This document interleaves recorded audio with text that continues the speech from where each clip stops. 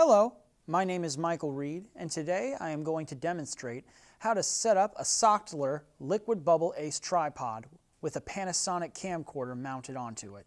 So for this process, we will need a couple components. For starters, I have the first component, that is the Sachtler liquid bubble ace tripod right in front of me in the bag, zipped up. And we also have the Panasonic camcorder, which will be brought out momentarily. So without further ado, let's get started with setting the tripod up. So first step, we're going to unzip the tripod like so. Now, if you look at this bag, the head is always on the side of the bag that is black. This way, it has a bit more reinforcement whenever it's being transported.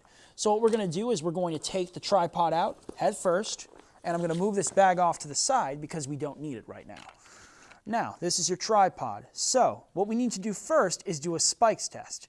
With the spikes test, we're trying to make sure that the spikes are tucked into the pegs. And the easiest way to do this is by turning the pegs clockwise. Now, if you turn it clockwise and it will not move, that means it's tight enough. We're good to go. We just need to make sure the spikes are in, otherwise it will damage the floor. Only time you want to use spikes is when you're doing outdoor shooting. So, with that said, we are going to extend the first stage of the legs out. So, using these little knobs here, we're just going to turn them by a quarter and extend the legs. Now, usually you could extend both stages, but for the purposes of this demonstration, we are only going to extend one part of the legs out and make sure these knobs are all tightened so that the legs are secured in place. This way, it's going to be a lot easier to shoot, and you can always adjust later if the time comes. Now, okay, so we have the legs extended out, for that is the first stage. So what we're going to do is we are going to take the tripod and extend it out, like so.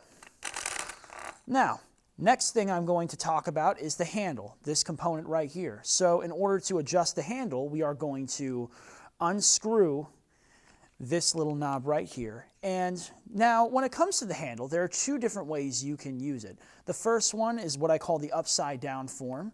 With upside down, it's with the grip pointing downward towards my feet.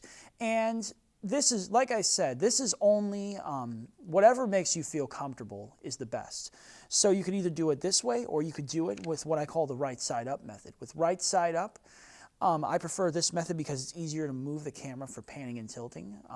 For that, I'd recommend you research that. And what we're going to do is we are going to tighten this.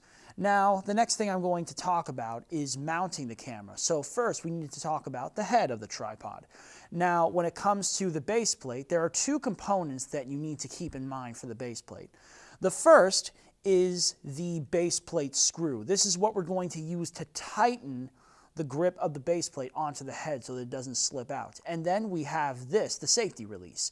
The safety release allows you to safely insert and remove the base plate whenever the camcorder is or is not mounted. So in this case, we're going to mount the base plate. So what we're going to do is we're going to gently unscrew this, and we are going to press and hold the safety release and gently remove the base plate. Now, down here, we also have the base plate bolt. This is what we're going to use to mount the camcorder to the base plate itself. So, we're going to gently unscrew this little part like so. And we have this right here. So, all we need is the camcorder in order to get it mounted. So, first what we need to do is make sure the base plate is up here. Oh, thanks, Josh.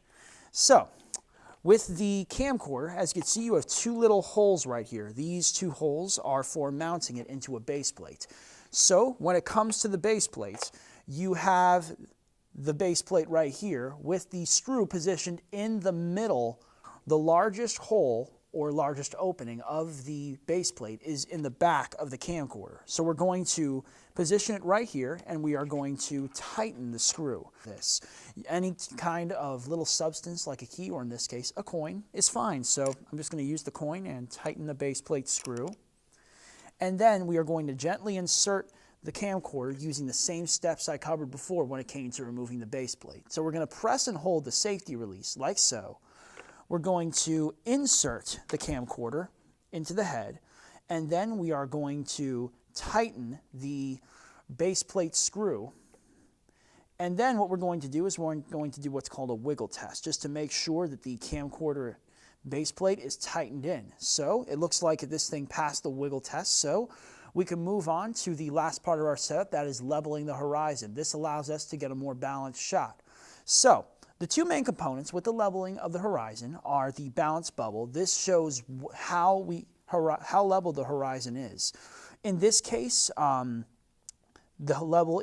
horizon is not leveled, so we just need to use this component right here, the grip, the ball claw, and we are going to turn this in a clockwise position, like so, and then we are going to level the bubble until it's at the center of the targeted circle.